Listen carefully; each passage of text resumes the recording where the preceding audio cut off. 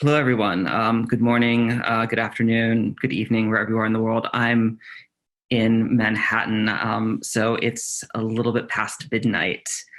Um, I appreciate the opportunity to participate in this conference on a crucial and timely topic. I'm honored and humbled to be among such esteemed panelists and with such smart moderation. I'm Nick Pozek. My research is at the intersection of philanthropy, culture, and foreign relations. And in this talk, I am going to pose some questions about commercial partnerships in the preservation of cultural heritage. I'm going to examine some case studies around these questions, and I'm going to use these case studies to frame the broader ethical issues around corporate engagement. And when I say corporate engagement or commercial engagement, I generally mean about the same thing. So I'll just use those interchangeably. But before I dive into these questions, I should just say that commercial engagement is complex. It can drive resources to an NGO, including expertise, technology, and capital. And for the purposes of this conversation, I'm going to focus on strategic partnerships and not really financial support. So these are the two kind of fundamental questions, right? What are the responsibilities of commercial partners in engaging with an NGO? And where is the line between sustainability and exploitation when a commercial partnership between an NGO or a commercial partnership with an NGO is created? And it's important that in thinking about this, that as NGOs, we do encourage corporate partners to actually think about this themselves. This shouldn't just be beholden to the responsibility of the NGO. Of these case studies, I should also note that they're meant to highlight ambiguity. And for all parties involved, I'm going to assume best intent and that everyone involved in these case studies has a genuine interest in preserving cultural heritage. So this first question is, what are the responsibilities of commercial partners? And I'm going to start by talking about Google Arts and Culture, which is an online platform. It was created in 2001. It presents the collections of museums and other cultural and memory institutions online. And it does through this really slick interface. And so it presents things like gigapixel images. So if you can imagine this being a 300 by 400 centimeter image online, you can see the detail of a woman's necklace seated at this banquet table. It also presents immersive 3D installations. And now Google Arts and Culture was created as something called the 20% program at Google. It's where Google staff can use 20% of their time to work on projects of passion. And so this is very much out of Google, but it's been incorporated as a part of Google Cultural Institute as its own NGO.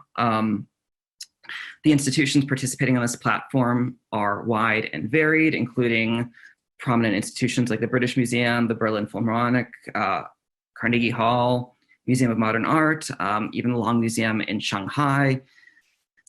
This is kind of where things get interesting. You can look at the representation in the US. These are their partners in the US.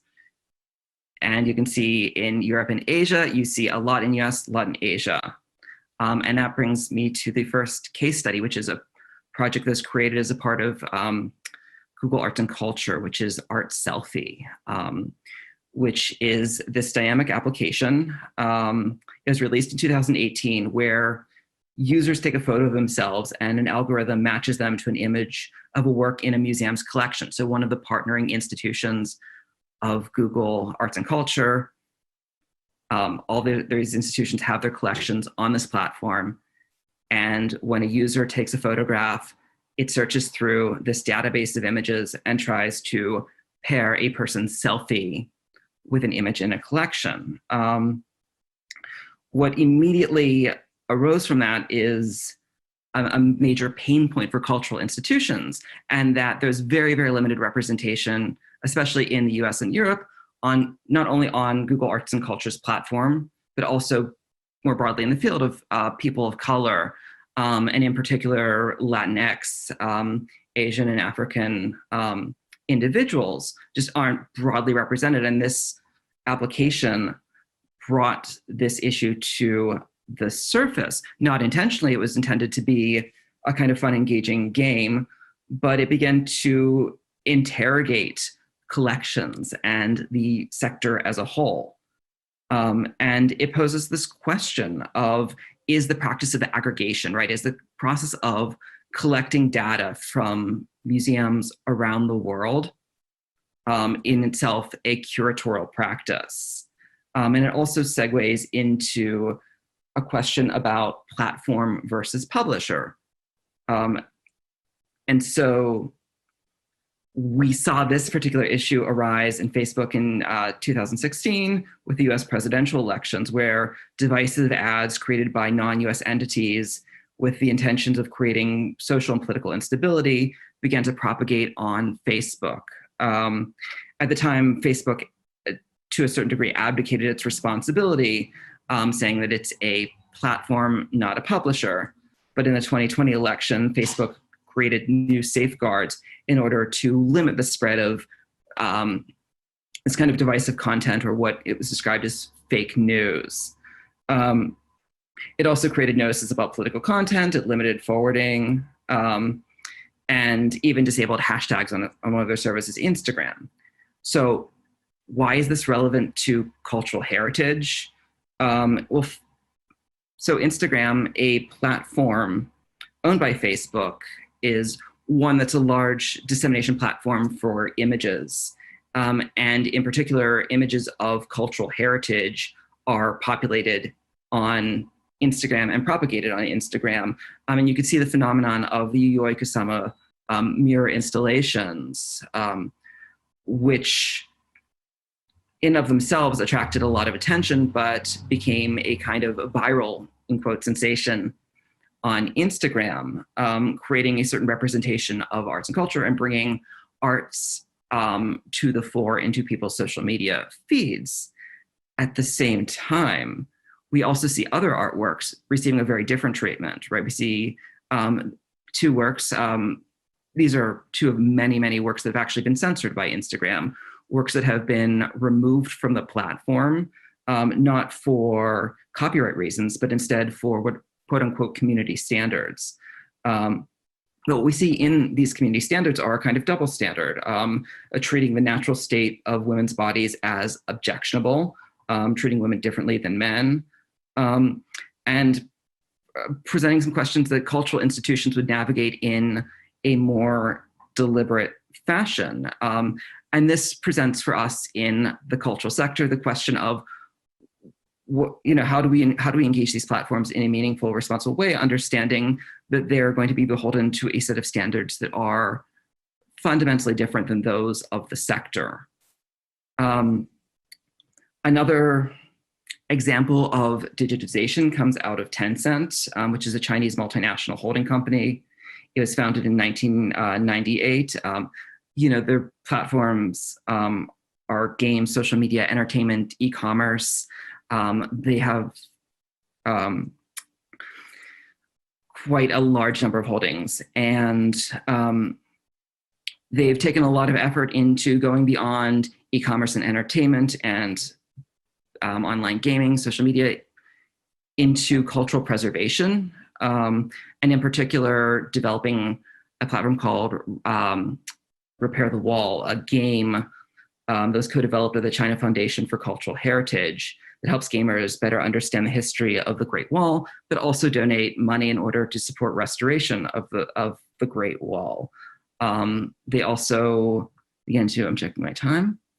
They also partnered with the Palace Museum in Beijing in order to build digital platforms for their collections in order to present the collections in a digital way in the museum space. They've also been working proactively with Chinese young volunteers in the space of intangible cultural heritage to try to bring young people to use social media to promote intangible cultural heritage, to promote historical and traditional practices and crafts, as well as food. And they've also partnered with UNESCO to develop the Open Digital Library on traditional games, so preserving digital games as a part of intangible cultural heritage. So these are kind of a broad swath of the activities that are occurring. Something that is important to consider with Tencent in particular is that they're framing their work in the proposition of intellectual property. They're framing it with a continuity of time so that this is building up Chinese or China's intellectual property, and that this is part of a contemporary practice. And this is really driven home by the introduction of cultural heritage into Tencent's video games, also through a large conference that Tencent has been hosting, their New Culture Creativity Conference, which was annual. I think this year's been interesting for everyone. So that brings us to our next question, right? Which is, where's the line between sustainability and exploitation? And the case study that I have for this is the Belitung shipwreck. This was a shipwreck that was discovered off the coast of Indonesia by fishermen in 1998. I'm sure a lot of you know about this. The Indonesian authorities lacked the resources to conduct a proper excavation and instead looked to seabed explorations, a German commercial salvage company. And I should note that at the time, Indonesian authorities saw this site as being particularly vulnerable to not only just natural damage, but to looting, quite frankly. And so they saw a certain urgency with which they undertook a commercial excavation. And this excavation was conducted, for anyone who's an archaeologist, over very, very quickly. It was over 2 seasons. So it started in September and then ran through a season which focused on the retrieval of the cargo from this ship. And then a second season, which was archaeological. But this is, a very rapid amount of time. And out of, this wreckage were found 600,000 objects, the largest grouping of Tang Dynasty artifacts ever recovered. And now these are some of them. You can see, but they're now on display at the Asian Civilizations Museum in Shanghai, or not in Shanghai, I'm so sorry, in Singapore. And the Smithsonian, the Fierce-Sackler Museum of the Smithsonian sought to bring these objects for an exhibition in Washington, D.C., but questions were immediately raised about commercial exploitation and whether these objects were appropriately excavated, and whether a museum should be presenting works that were retrieved through commercial excavation. And of course, the excavation was before the 2001 UNESCO Convention on the Protection of Underwater Cultural Heritage. So it created a sort of dicey question, and it led the Smithsonian to look strategically and carefully and think about whether or not they wanted to host that kind of exhibition, whether they want to have further discussion. They decided to postpone the exhibition in order to explore whether or not this excavation was exploitative. Now, the last case study is Luang Prabang, which is a city in north central Laos, consisting of about 58 adjacent villages. In 1995, a cluster of these, about 33 villages, were inscribed as a UNESCO heritage site, largely for their wonderfully well-preserved architecture that weds French colonial style, but also really powerful local traditions. But following the inclusion of this town on the list, they needed to negotiate the safeguarding of their traditions, how they appeal to tourists, right? They see this UNESCO designation as a way to bring in tourism, but they also had to understand how to remain socially stable and economically sustainable in attempts to balance the appeal to tourists. Restrictions were put on the repairs of homes by local government, favoring, of course, traditional materials, which were in some situations much more expensive and less effective. And as tourism increased, many locals relocated to the suburbs in order to rent their homes to tourists visiting the township. And so that created a new social dynamic. And most sort of pressingly or pertinently or challengingly, a morning talk about a morning almsgiving ritual in which inhabitants provided food to monks who reciprocate with blessings became a popular tourist attraction. And